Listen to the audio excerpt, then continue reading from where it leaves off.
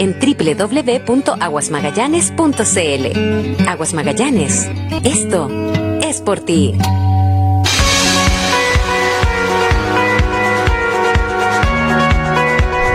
8 de la mañana con 40 minutos. Senadora Carolina Goich, ¿cómo está? Buenos días, gusto de saludarla, bienvenida.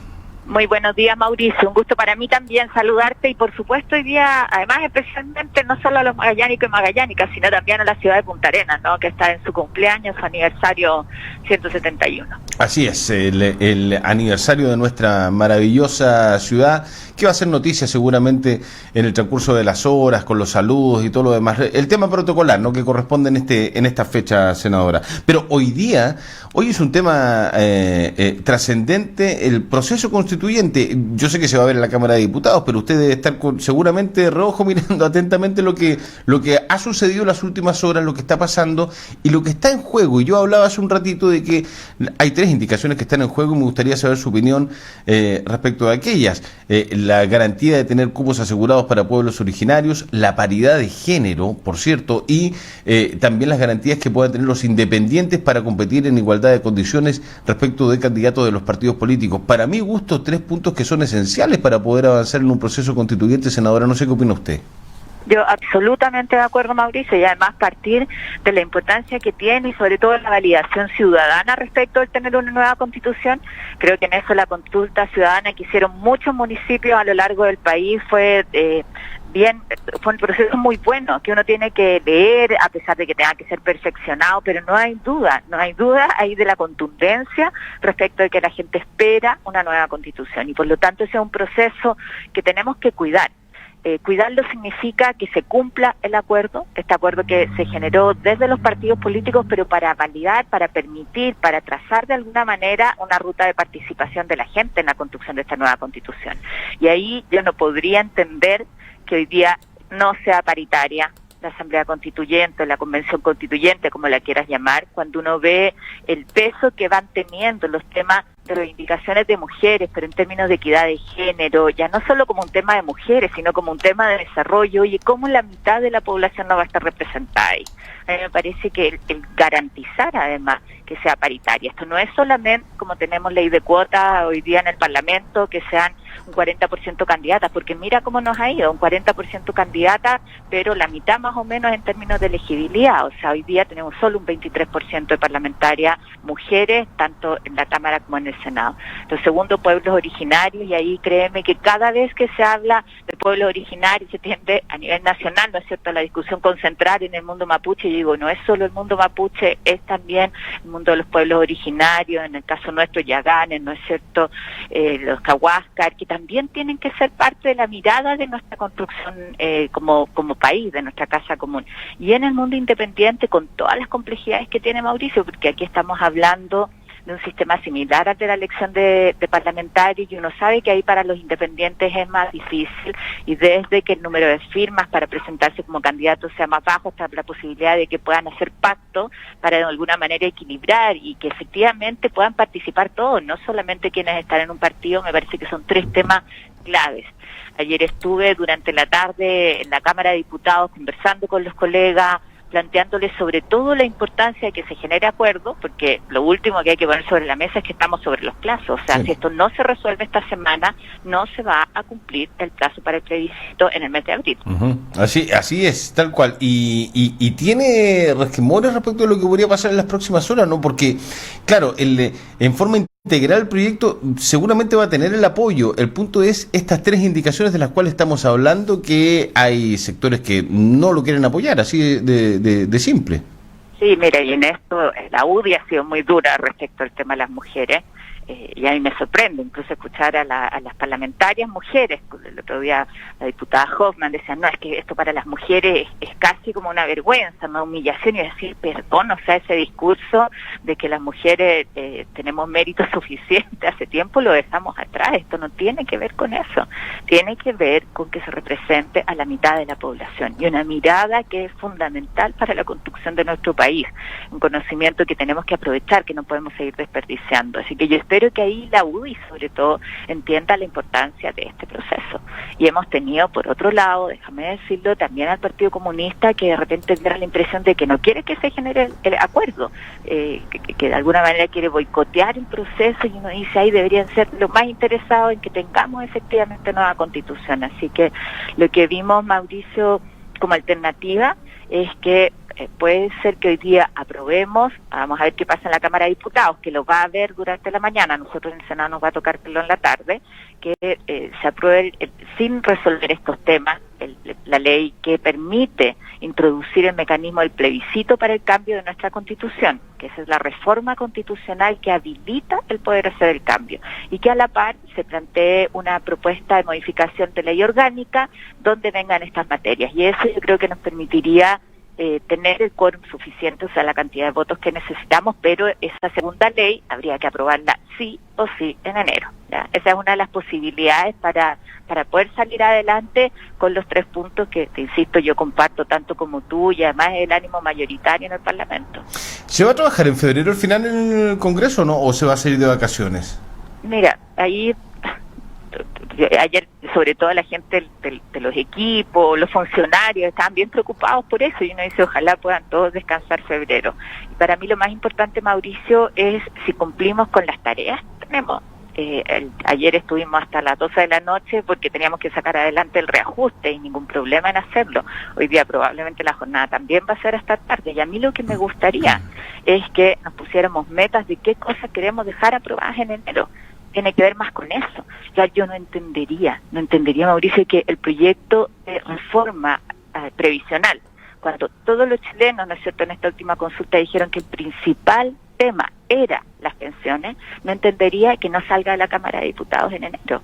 O sea, yo creo que no nos podríamos ir de vacaciones si al menos no se completa el primer trámite del proyecto de reforma de verdad, porque nosotros lo que hicimos en el presupuesto fue piso, ¿no es cierto?, el poner el piso del salario, o sea, del ingreso, de salir de la línea de pobreza, ¿no es cierto?, para nuestros adultos mayores. Pero uno dice eso no es la reforma, y lo saben perfectamente los adultos mayores que reciben la pensión básica solidaria. En buena hora pasó a ser de 165.000 pesos, pero eso sigue siendo una miseria. Entonces, ¿dónde está la modificación de verdad, los beneficios para la clase media, donde decimos al menos el 30% de aumento, las modificaciones a las AFP, que hasta el día de hoy no se les ha tocado, están en ese proyecto, y donde decimos aquí tenemos que limitar sus utilidades, no pueden seguir en el mismo sistema, en normas de transparencia, de participación de los cotizantes, y lo tercero es esto de introducir solidaridad. Tenemos hecho una propuesta, un componente de reparto en la democracia cristiana, hemos dicho que al menos esto garantice en un mediano plazo, ¿no es cierto?, con cierta gradualidad, una pensión básica para todos los chilenos. Para todos, cuando uno dice bien por los más vulnerables, por los que no cotizaron, que tengan su pensión garantizada, pero el que cotizó también tiene que tener ese piso, porque si no hay un desincentivo, ¿no es cierto?, que tú puedas cotizar. Entonces, que tú tengas los 165.000 pesos garantizados, y sobre eso la pensión con lo que tú cotizaste, con lo que tú ahorraste. Eso permitiría una mejora sustantiva. Hacia allá queremos avanzar, y para eso es el aumento del 5% de la cotización, y una parte de eso a tener un componente de reparto. Pero eso, o sea, lleva más de un año de discusión en la Cámara de Diputados, y tiene que tener de alguna manera acelerador la discusión para que los beneficios puedan hacerse efectivos. Ayer fue maratónico, hoy día también. Bueno, todas estas semanas, la verdad, han sido jornadas bastante extensas en el Parlamento. Pero ayer se habló en el Senado del reajuste al sector público. ¿En qué terminó? Porque entiendo que hubo un rechazo de un artículo en el Senado, pero el proyecto igual va a pasar a tercer trámite. ¿En qué quedó anoche finalmente el tema del reajuste al sector público, senadora? Sí, mira, aquí partes diciendo que sigue siendo un reajuste que ni siquiera te mantiene el costo de vida, ¿no es cierto?, el poder adquisitivo, pero logramos que mejorara, sobre todo en el segundo tramo, porque lo que hizo el gobierno es plantear un reajuste escalonado con un 2,8, un reajuste más alto para los salarios más bajos.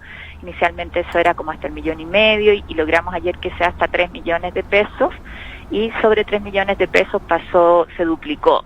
Un 1,4 en vez del 0,7 que se había planteado, junto con un bono que pasa de ser de para los salarios más bajos de menos de 500.000 pesos pasa de ser 30.000 a 35.000, y un bono que es para todo el resto que es más alto, que de alguna manera un bono de Navidad podría decir uno. Eso es en términos de número.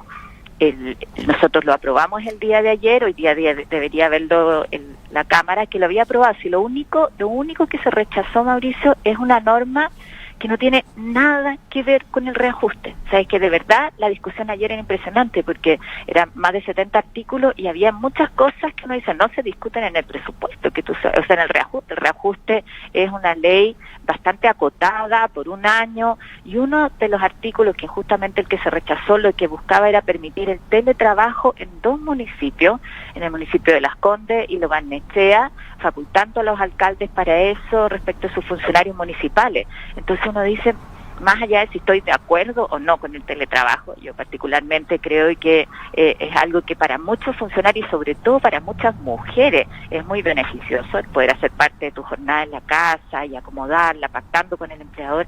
Eso no se hace en la ley de reajuste del sector público. Nosotros tenemos hoy día, en un ratito más, a las 12 del día, tenemos reunión de la Comisión de Trabajo donde estamos discutiendo un proyecto de teletrabajo, que lo que hace es generar los marcos para que si tú tienes esa modalidad, estén garantizados tus derechos laborales, que no sea abusivo, que sea un acuerdo entre trabajador y empleador, que se resguarden las condiciones de seguridad laboral, en fin, que se dé con derecho a desconexión, que es algo que está planteado, que no vaya a ser que porque haces trabajo en tu casa tengas que estar las 24 horas disponible, que también se respeten ahí jornadas de trabajo para que efectivamente sea a favor de los trabajadores y no muchas veces situaciones de abuso, para que sea una herramienta útil. Entonces, lo que dijimos discutámoslo respecto de todos los municipios que tengan la atribución y no solamente respecto de 2, que además tienen un signo político específico, y hagámoslo además en el contexto de la discusión del Código del Trabajo y del Estatuto Administrativo que tenemos en la Comisión. Senadora, ¿está al tanto? Me imagino que sí, pero se lo pregunto, de lo ocurrido en la provincia de Tierra del Fuego con la gobernadora Margarita Norambuena. Hay serias denuncias, incluso por parte, ayer nosotros entrevistamos temprano a una exfuncionaria de la gobernación, hay audios que se han filtrado por parte de propios funcionarios o funcionarios al interior de la gobernación que han filtrado los audios, donde hay amenazas, hay amedrentamiento, donde hay malos tratos por parte de la autoridad provincial. ¿Tiene información usted? ¿Está al tanto de lo ocurrido? Mira, yo espero que toda esa información sea revisada, pero además estamos en un contexto de cambio de autoridades. Lo vimos, el subsecretario Uvilla, ¿no es cierto?, que sale. Me imagino que eso también es parte de una revisión que está haciendo el ministro Blumer como ministro del Interior. Y que eso no puede ser solamente en Santiago, ¿no es cierto? No es solamente los altos cargos del ministerio, sino también en las regiones. Y parte de las cosas que tienen que investigarse, ¿no es cierto?, sancionarse, y yo espero que en esto también haya una revisión profunda que signifique cambio, estas denuncias que se han hecho y otras también en la región. Yo creo que por ese carril corre, pero además, Mauricio, entre las cosas que vimos ayer, que fueron varios proyectos, también hubo uno que tiene que ver con los funcionarios públicos, y que es el proyecto de gendarmería. Y yo quiero poner ahí el punto de cómo ahí hay un ejemplo de que las cosas se pueden hacer distintas. Es un acuerdo al que llegan los gremios de gendarmería, un gremio que además está bastante invisibilizado, tú sabes las condiciones en que están en una tarea que es ingrata pero es tremendamente relevante, y qué gusto es decir aquí nosotros aprobamos algo donde la autoridad, en este caso el ministro de Justicia, llega a acuerdo con los distintos gremios.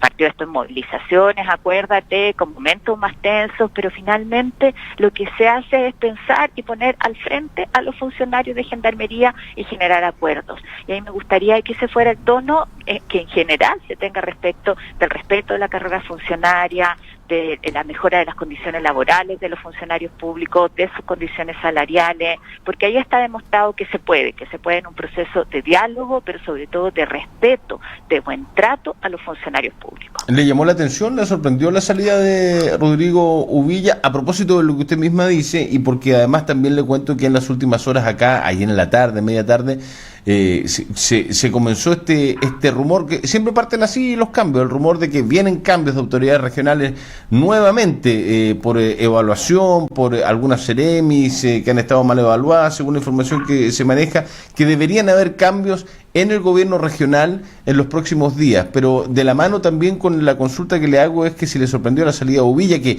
tiene esta relación marcada a fuego, por decirlo, desde el conflicto del paro del gas con Magallanes. Pero por supuesto, o sea, a mí, claro, yo creo que nadie la esperaba, como fue para decirte, pero en términos de lo que significa nos sorprende. O sea, a mí me parece que era un cambio necesario. Uvilla sí ha sido parte de una gestión junto con el ministro Chadwick que fracasó en su lógica de imponer el orden público y de manejar los temas de seguridad. Acuérdate que parte también del caso Catrillanca, con todo lo que eso desnudó, ¿no es cierto?, en términos de inoperancia. Entonces me parece que es sano que las autoridades, cuando no cumplen su tarea, salgan. O sea, ¿qué es lo que le pasa a cualquier trabajador que no cumple con su trabajo? ¿Qué es lo que le pasa? Lo echan, ¿no es cierto? Entonces aquí uno dice lo mismo. Esto es una señal de no a la impunidad, de cuando hay, sobre todo en la gestión pública, compromiso. Lo que uno pide es estar a la altura, y si eso no se da, oye, se generan cambios, se da paso a una lógica distinta, que yo espero que eso sea lo que se demuestre, porque cambios para seguir haciendo lo mismo no nos sirven. Y eso, a propósito de lo que tú dices, cuando el río suena, piedras trae, a mí lo que me interesa, más que decir que cambien a tal o cual autoridad, es, en particular en Magallanes, en que nosotros podamos avanzar. A mí de verdad me preocupa cuando uno ve la mitad del mandato del gobierno del presidente Piñera y cuáles son nuevamente los proyectos emblemáticos. ¿Qué va a pasar con el centro antártico? ¿Cuáles son los ejes? ¿Qué es lo que va a dejar este gobierno para como parte de su administración, ¿no es cierto?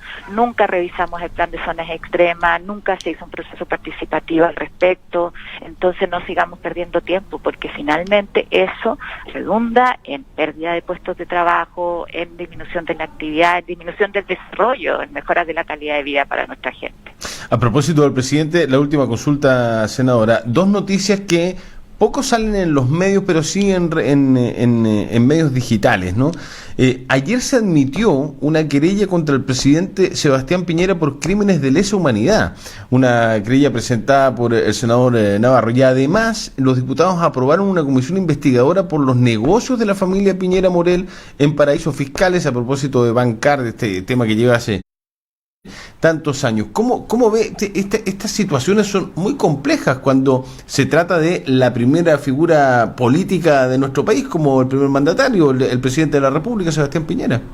Sí, mira, en eso respecto de los negocios, me parece que la Cámara tiene sus atribuciones fiscalizadoras, está bien que lo haga. Sobre lo que hace el senador Navarro ahora en Venezuela, entonces ahí me encantaría que él tuviera la misma dureza respecto de la dictadura que existe en Venezuela, las acciones de Maduro. O sea, y uno dice, perdón, no puede ser que para un lado sea tan desequilibrado y para el otro no.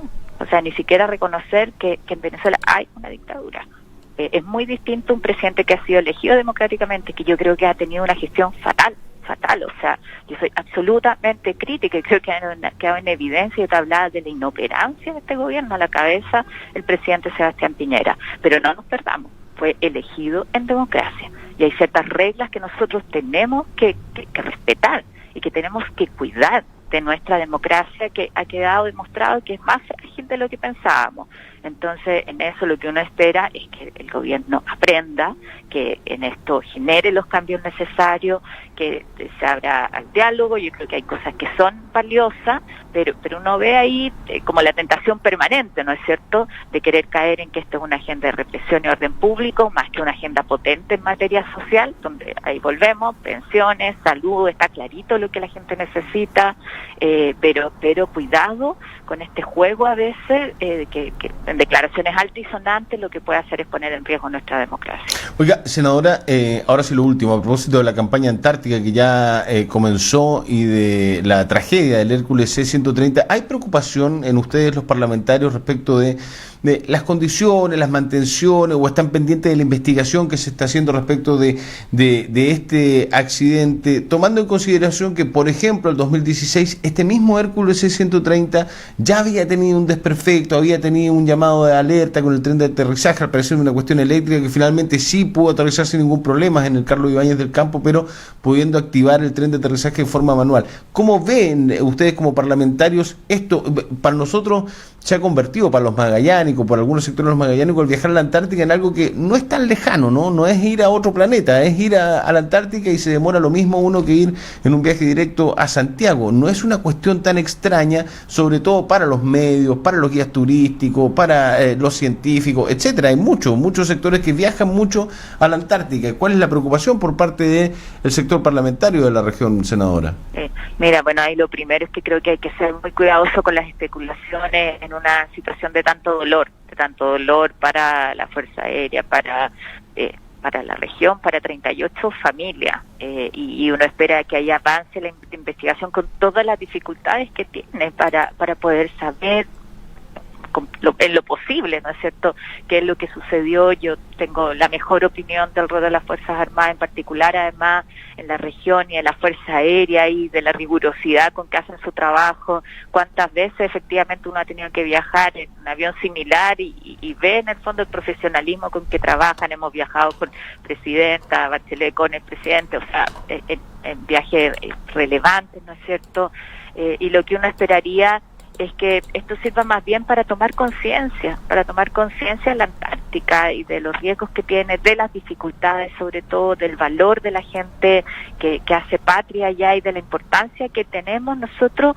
en tener un plan de desarrollo antártico. No sé, aquí cosas que hemos levantado desde la región con mucha fuerza y que pareciera que a veces no se entiende. O sea, que de alguna manera aquí todo el dolor no sea en vano y que nos permita efectivamente generar mucho mejores condiciones para la gente que habita en la Antártica, que está, para los investigadores, para quienes trabajan, para quienes hacen una labor que es tremendamente importante, no solo para la región y para el país, sino también a nivel global.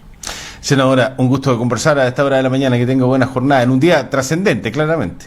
Sí, muchas gracias, y estaremos trabajando intensamente. Que esté muy bien. Chao, buen día. Chao.